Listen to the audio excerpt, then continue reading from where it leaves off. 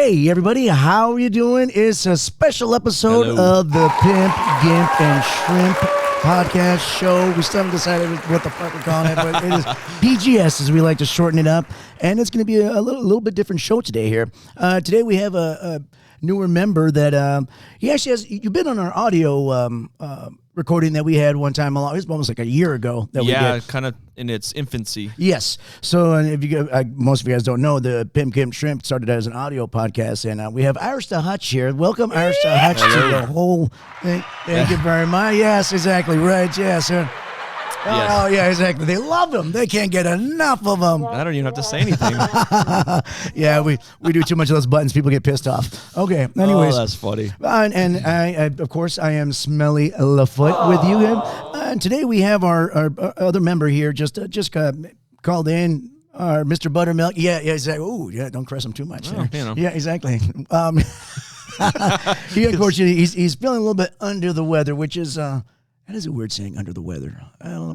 What is it exactly? What the hell is that supposed to mean? Yeah, I mean, that you want to, I guess flying above the weather is safer. It's safer? So Maybe that's what it is. If you're above the weather, you're like really good? I guess that's what planes do. So what would you be like in the weather? Is just normal? Like you're right? Dude, I'm totally in the weather. Yeah, whatever makes sense. Sorry, yes. Right in the weather. Right, yes. This is the show where I I'll test that out one day and just see what kind of look I get back from somebody. Yeah. I'm in the weather. They're like, yeah, whatever. I get those looks a lot. But anyways, hey, so on to today's show, we're going to do some celebrity stories of celebrity being in Vegas and working here. And Irish the Hutch here, he works as a bartender with us over at the casino that we're at. Mm-hmm. And also, by the way, before we get started, and actually it's celebrity stories, we're going to have personal celebrity stories. Irish the Hutch here is actually on our other, he's our co-host on Tales from Vegas, the music edition that we do. Right. And which is not over yet, guys. We just said having guests sometimes is getting run pretty rough. And he's been busy moving into a new house. Yeah, so hiatus, it was the longest process ever. Yes. Trying to sell and buy in this market, if you know the way things are right now. Exactly. But we got it done. We'll get our feet back going. And and I'm going to post the address right here. So you guys go by and just say hi to him. Don't even knock. Just walk right in. It'll be right here. I have no idea where it'll be. We're good. Yeah. He's like, no, don't do that. You know the top of Black Mountain where all those antennas are? That's where I landed. That's right. Exactly. That's where he landed. Above the weather. That's right. Yeah, exactly. Right. Now he's in the weather, so whether or not he's there. Oh, anyways.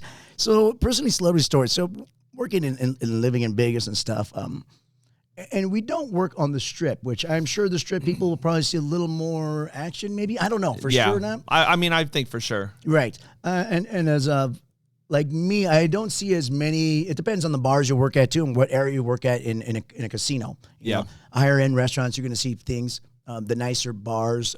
That center bar we had for a while, I mean, you were there, and that's the main go-to. But I'm still there, but a little day shift-ish. Right, exactly. But yeah, I've been there. I've been at that center bar for so long, and there are celebrities and things that you run into there for sure. Right, exactly. So that's more the place where, like, with me, I wouldn't see them as much because the areas I would work at was usually behind the scenes or just smaller bars, which usually don't go to. Well, and you got to remember when that casino was in a younger, there was not as much out as far as other casinos happening. So it was kind of a hub when you got off the Strip. It was a very big deal, the as far as bringing guests in. Remember, there was a presidential people that were there. There was other things like that there. Mr. Michael Jackson, all that. Bill Clinton. That's right. So there was have sexual relations with that woman. Yeah, exactly. Yeah, that's right. He didn't talk about. He didn't talk about the casino. Yeah, all good. But I know you said you had a nice run-in with I guess a singer. So aside from the casino, which I have been able to run into quite a bit of people, I was able to make a margarita for Joe Montana. Oh, that's cool. Montana's margarita. Yes, like so he came in at the bar at the time, and I was down there giving the other bartenders down there a break, and here he goes. Joe Montana pulls up, sits down, but very, very chill margarita, and I think he was talking some deals, which kind of is funny because if you think about the time frame, it almost seems like he was there talking with someone about maybe that Skechers deal. Oh, really? What he's on now, the commercial. Though. That's kind of cool. But either way, not a lot of talk there. But my main story... And I'm pretty sure you were like, Joe, do it. Yeah. That's why he did it, right? Signed the contract. Well, thank you, Mr. Irish the Hutch. Thank you very much. Yes, those I will. are comfortable, and I know it. You're like, I got Joe's Skechers deal, so yeah, you're welcome.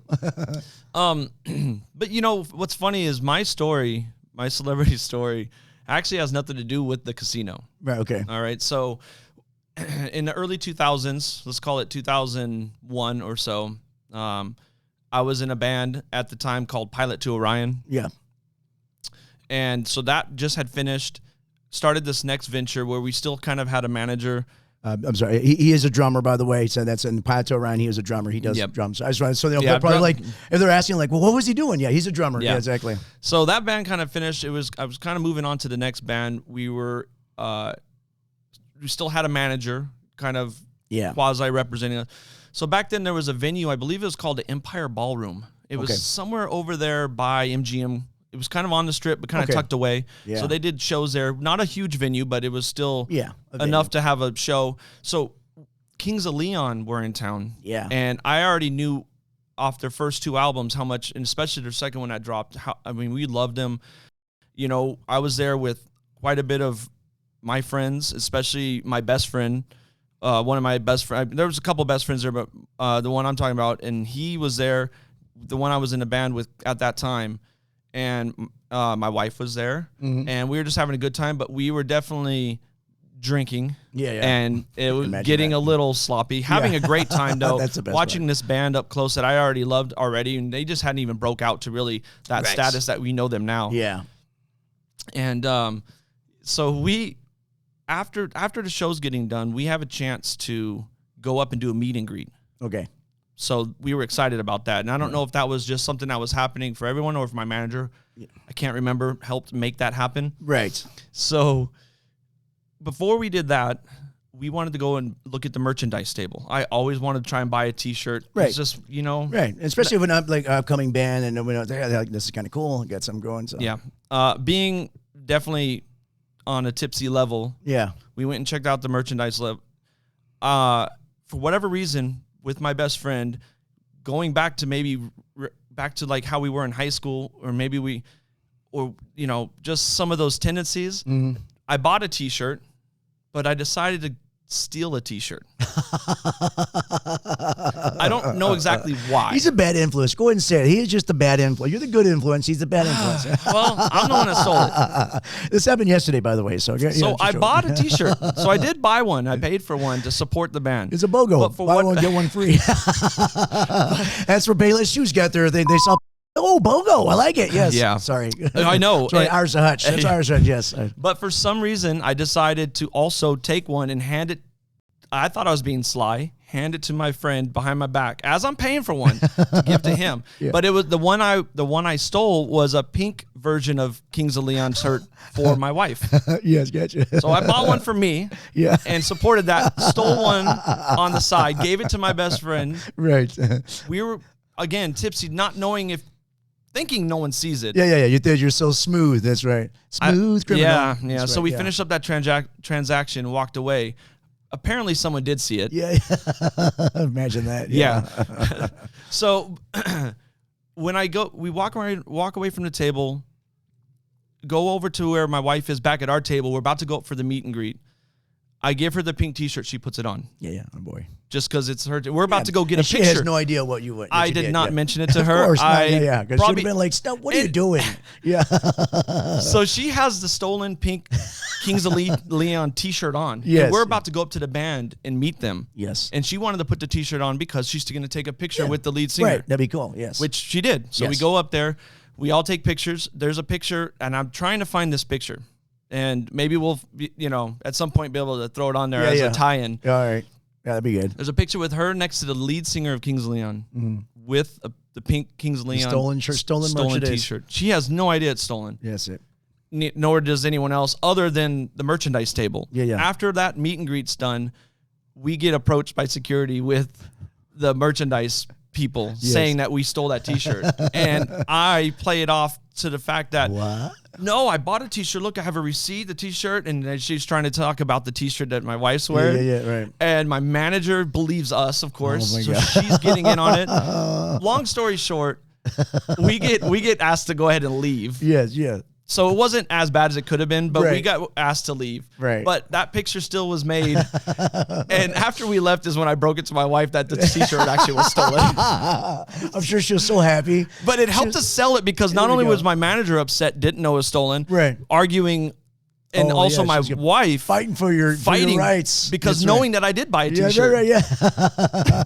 Fight for your right to party, buddy. God, Yeah, that's fucking so awesome. so there is a photo that I have to find of her next to the Kings of Leon with a stolen shirt from the band. merchandise. That's right. Grand larceny. And that shirt ended up being $3,000. Low man, we got lucky. Yeah, that's you just got asked to leave. Yeah, exactly. Of course, I had the receipt of the shirt I bought. Look. Right. Well, you just admitted it. So when you go out by the car today, there's gonna be cops waiting for you. The merchandise police are. And I gonna don't get even you. know Yes, why. yeah. I mean, I bought a shirt. I didn't mind buying things. There's Right. just some weird instinctual thing being drunk with my best Just friend trying from to have high fun. school and Yeah, younger, right. Yeah, taking yeah. something.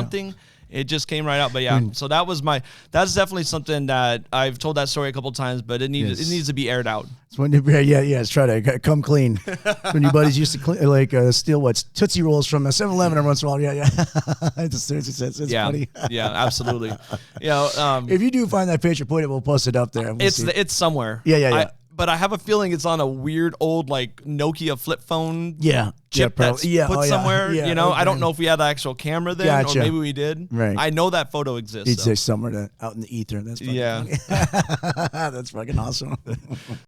And you work in the tipping business, bad stories get around, good stories get around. Like people keep, and you don't have to be overly generous. As long as you give a little something, that we're fine with it. But when you're bad stories get around a lot faster. Yeah, a lot faster, especially if not just not tipper, but you're also an asshole on top of it. That will travel super fast, way faster than the good ones, unfortunately. Yeah, right.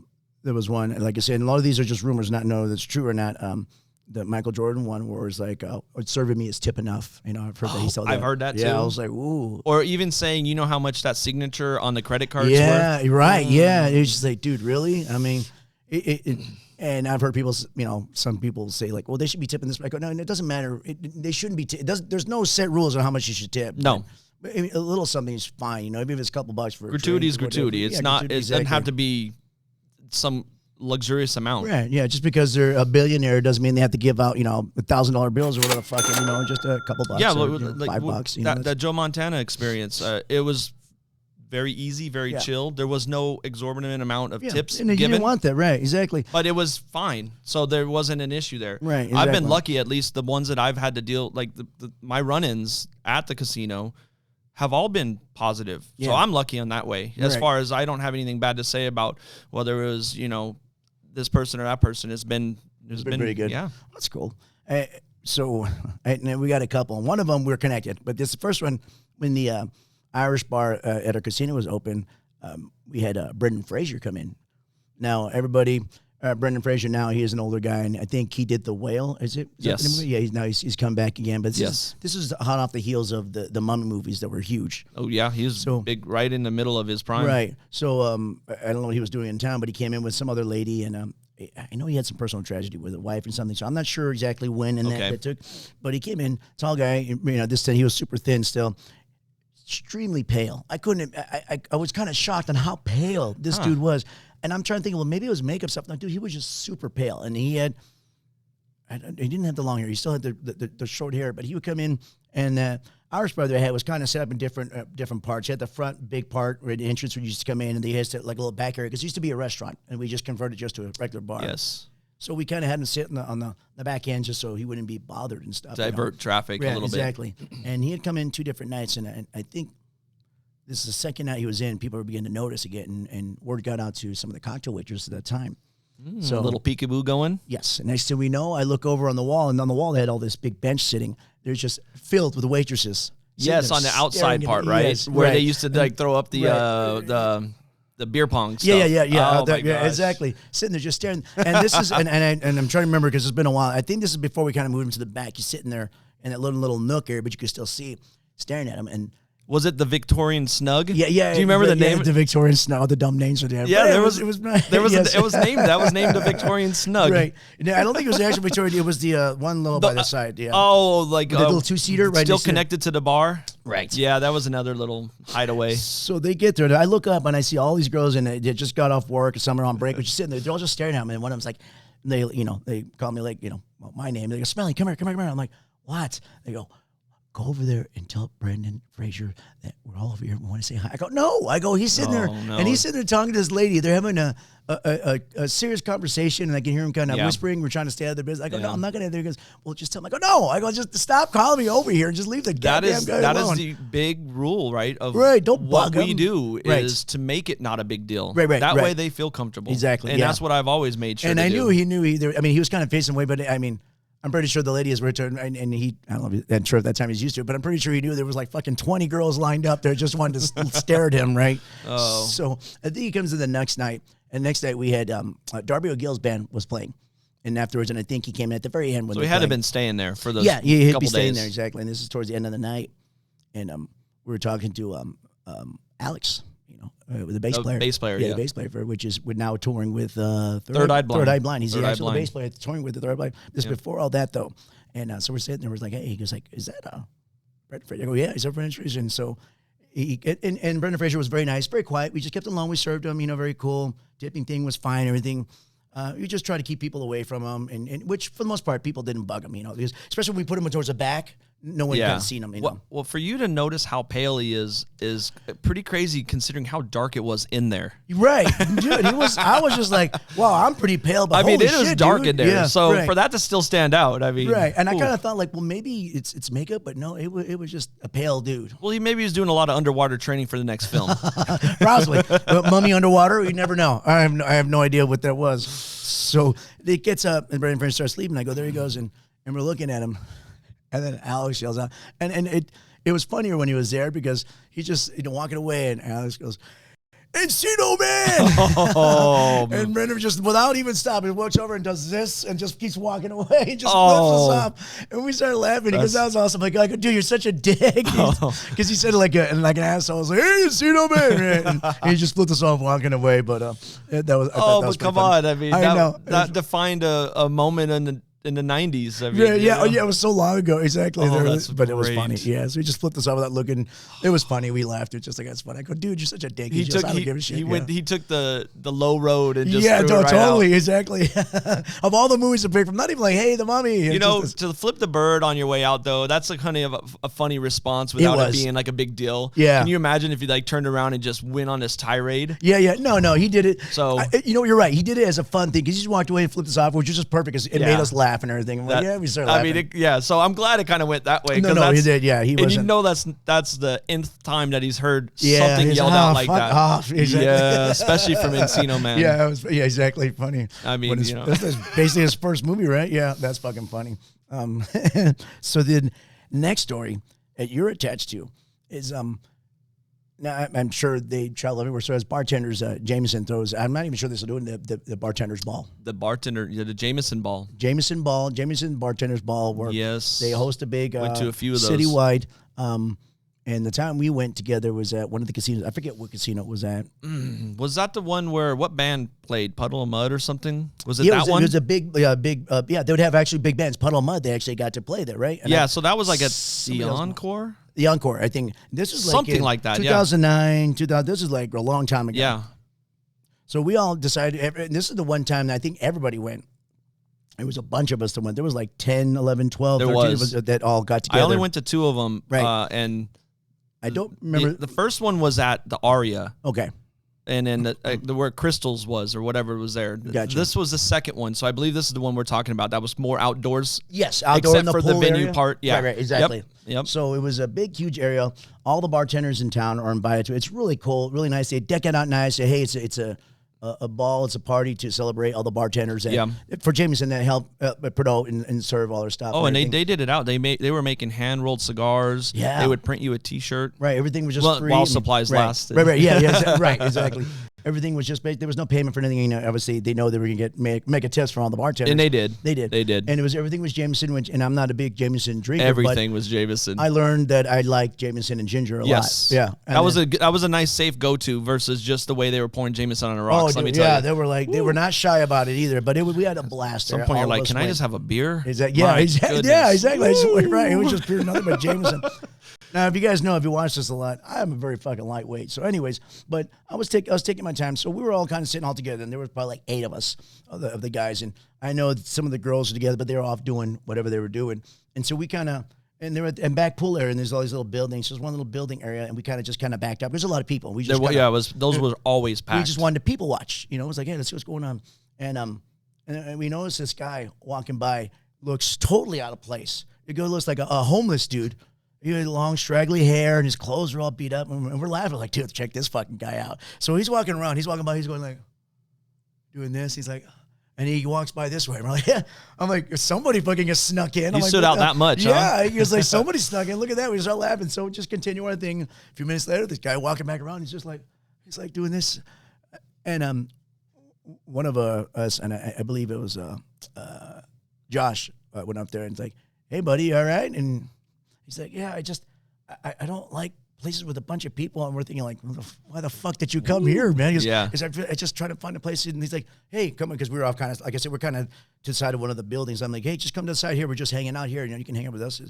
I'm thinking like, John, what the fuck are you doing, dude? You know, this guy looks homeless. I mean, he's all beat up, and it looked like he might have been in on something. I don't know if he was or not, but that's what they gave it the look of that, like, man, like Brandon Fraser just getting uncovered. Exactly. Yeah. So he's sitting there. He's like. Yeah, and he's sitting there, and we're kind of talking. I'm like, what's going on, man? He's like, I don't like these places. I hate all these people. It's really weird and stuff. I'm like, oh, yeah, and carried on the conversation for a couple of minutes, and someone brought up, like, he's, oh yeah, he goes, I forgot what do you do? Like, sorry, guys, it's been a long time. Or unbeknownst to us, he goes, well, what time is it? And we're like, oh, I don't know, like, why the fuck would this guy know what time it is? Right above us was a window where they have all the set up for the sound system for because we're waiting for the band to come on. The band comes on at a certain time, and the guy he just looks up and says, "Hey, I think he said something like, well, I'm waiting for the band to start. You know, I'm on stage." Yeah.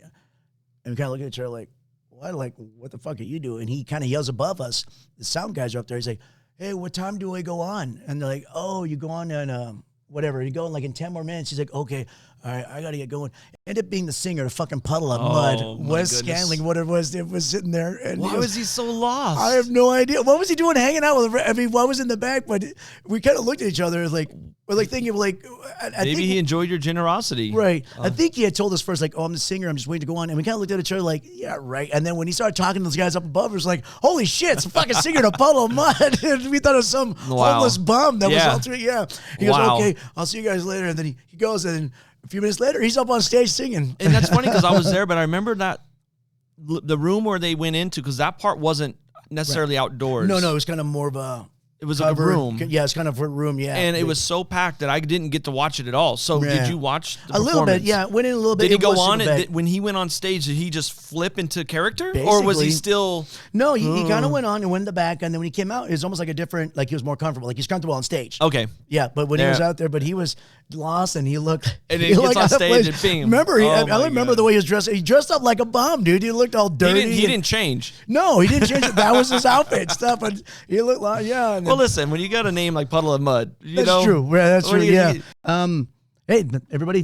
Hope you enjoyed the stories here. Again, Irish the Hutch. We are on Tales from Vegas Music Edition. He again is my co-host, guys. It's been a little bit of a we'll be back a hiatus, but we'll be back. You know, it's getting guests on that show is hard, but that's why I do this one a lot. But anyways, we'll see you I'm happy to be back on this though too. Yeah, exactly. Yeah, you guys, welcome back, and you hadn't been on the video time, so everybody. We will have our third guest here, maybe a couple episodes from now. You know, both of the other ones, Smooth Balls and Mr. Buttermilk, have family or not family issues, just have issues that they couldn't be here today. But you guys, please like, subscribe, share with everybody, share yourself. Don't share yourself too much.